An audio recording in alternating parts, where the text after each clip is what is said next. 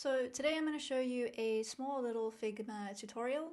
I've created a gradient button which is really pretty, has a hover state and a really cool little press state that makes it look like it's really being pressed. It's also a fully dynamic button, so no matter what text you put in it, it's the right width. So I'm going to show you how to first of all create a dynamic button using auto layout and components. And then also create the hover state and press state with a beautiful gradient effect. So this is what the button looks like. When I hover over it, it has a really beautiful border and it animates, the gradient animates in and out. And then when I press it, it's got a little press state which makes it feel like it's being pressed but is not too complicated and a little bit subtle. So that's the button we're going to create today. And yeah, let me show you. This is just in context. So just thinking about a website context, if you have gradients in your brand identity or you're creating a website with gradients or you're just having fun with gradients, gradients are the best, then this might be useful for you to know. Cool, so let's get to it. So this is what the end result looks like, where I have basically three variants. So this is my gradient button component. I have three variants: the default state of the button, the hover state of the button, and then the press state of the button. And then this is just a way to, an example to see how that button looks in a prototype. So that's the end result. I'm gonna show you how to get this from scratch. So the first thing you're gonna start with is your text. So I'm gonna type animated gradient button. And it's just text at the moment. So what you want to do now is create an auto layout around that text. So if I go Shift A, which is the great little shortcut to know, it automatically creates auto layout around that button. So you can see it's put it in a frame, and then there are now auto layout settings here on the right hand side. Auto layout is a great way to make things dynamic in your UI design. Dynamic means no matter what kind of content I'm putting in there, the layout is adjusting to the content. So now that I've added auto layout, there's a few little adjustments and things I'm going to do on the right hand side just to make sure that this is going to move and grow in the right way. So first of all, I'm going to just center everything. So I want this text to always be centered. I want everything to kind of grow and move from the center. Then you'll see there's a little gap amount here, or spacing between items. In this context of auto layout, I only have one item in my frame, which is the first text, the actual text. So that property doesn't really apply in this case. If I was to have, say, a icon and text, so like a button that has an icon with it, then that gap would be the spacing between the icon and the text. So something you can set in that context. But I'm more interested now in the padding. So we've got horizontal and vertical padding. So this padding here is a little bit too small for me. What I'm going to do first is just add a fill so we can see changes to the properties I make above. So I've created these two gradients, pre-created them. They're simple linear gradients, and I've just made sure to put them as a component or a color option in my styles. So I'm just going to go ahead and select my first gradient, which looks like that. You can see a super simple linear gradient. I'm also going to do some styling changes to my text. So as you could see before, I had white text.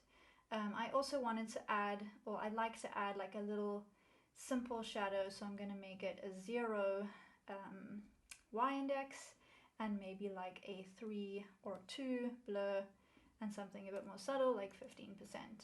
So that just gives it a little bit of a lift. Then what I'm going to do is change my padding properties. So I like to work in sizes of 8. That's just something that we do, or I've learned in building or designing software UI. We generally work in sizes of 8. But so I'm going to do I think a 32 on both sides of the button, and then potentially a 24 at the top. That's maybe a little bit too much. Maybe 16 would be better. Yeah, so 16 and 32, top and bottom, and left and right. And then I also want to give it a border radius. I'm just going to go for 100, which I know will be 100%, because it's a lot higher than what the sizes are already.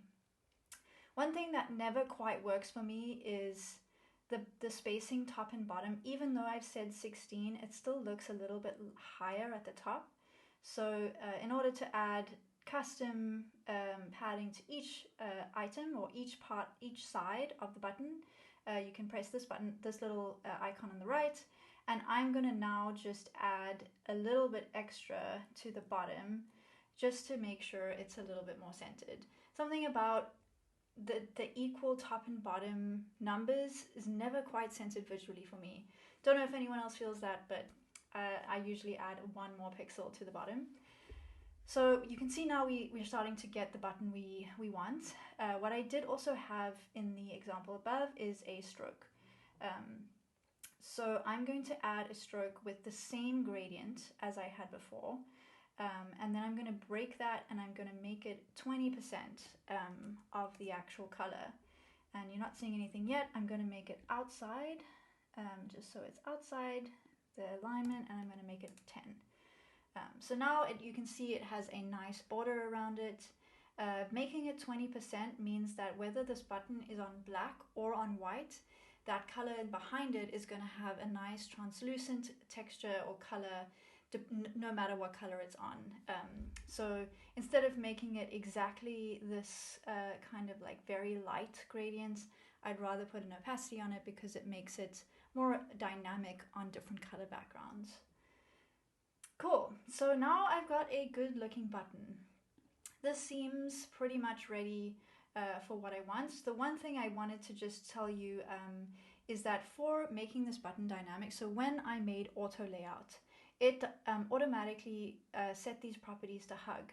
But this is really important to know when you're creating dynamic components. So because I've set them to hug, or they've been set to hug, now when I change the text to something different, you can see the button automatically adjusts to the size of my text. So I don't need to go and manually change all the sizes each time. It's changing with the text size, which is really great. Cool, so just important to note the hug properties here. You have other things in here like fixed width and fill container, which are great properties for other types of components you use, but for now, the hug is the best one for this button. So my next step is to create variants. So now that I've got the button, I want to create a hover state and I want to create a press state. In order to do that, I need to create a component out of my button. So let's just go ahead and name this button for now so that it's nicely named. And then what I can do is right click on that frame and say create component. So now you can see it's kind of gone purple and it's got this little icon there, which is a component. What I want to do then is create a variant for that component. So I can right click again, go to main component and say add variant. And in that instant, it's going to create a duplicate of that button underneath. So now wherever this frame, this dotted frame is, that is essentially the component and the variance of that little component inside it. And you'll see when I start to create the prototype of the hover state, how that interacts together. So I'm just going to make a little bit of space between that. I do want to make sure that I'm setting the properties correctly on the right hand side. So I like to call these state. So we have a default state and a hover state. So this one I'm going to call hover, and this one is called default. And then I'm going to create another one. So I can just duplicate that and I can call it pressed. So now I have three different variants or different states of my button. I've got the default, the hover state, and the press state. The problem is that they all look the same. So in order to create some variation, we're going to have to change those properties. So let's start with the hover state. In this example, I'm going to go ahead and change my gradient to another gradient I pre-created in my styles. And I'm going to do the same thing then for the stroke. I'm going to make sure that that's the same gradient and then make it 20%. Now, in order to get like a really cool effect on the hover state, I made sure that the stroke is actually quite broad. So adding a really big stroke makes that button feel really, what's the word? Beautiful and big when you hover over it, almost like it's glowing and it's growing. So I've got a double stroke on the hover state in this example, and I'm just going to make this slightly bigger. And then on the press state, this is something I learned to do a few years ago when I was doing front-end development in CSS. And one of the things I really loved was when a button really feels like it's being pressed in. And a super simple, subtle way to do that is to add very little changes in either size or height. So an example, the one I did for this one is I added 1 extra pixel of padding to the top of the button. And all that does is make it feel like it gets pressed in slightly when you press it. I like things that are a little bit subtle when you press them. I don't like them to feel too crazy. So this is like a really 1 pixel change that does make a really nice difference. Cool, so now I've got my 3 different states. The one thing I didn't do is add a drop shadow. So I'm going to select all of them. I'm going to go down to effects and I'm going to add a drop shadow. And I'm just going to make that quite big. And I'm going to say 5% for all of them. And then for the hover state, I kind of wanted that shadow to be also quite big and quite large and make it feel like it's floating off the page. So I'm going to increase the opacity of that on the hover state. And then on the press state and the default state, I think I'm just going to reduce the blur slightly so that it's not too crazy. Okay, so now we have our button, our hover state, and our press state. And so now what we want to do is see how that looks. So I'm going to just copy, so in order to, this button is basically the primary component. As soon as I copy this element and paste it somewhere else, no matter what changes I make to the primary component, it's going to affect that button elsewhere. So that's what components are about. You can create something where I can make one change to it and then it'll affect wherever I have that button. So for example, if you wanted to change the color of the gradient button and you've got it all over your Figma design, you don't have to go and change it in every single place. You change it once in your component and then it changes everywhere. So that's a great thing to use components for. And I'm just going to put this now. So this was just an example, but I'm going to put it in here so we can see what it looks like.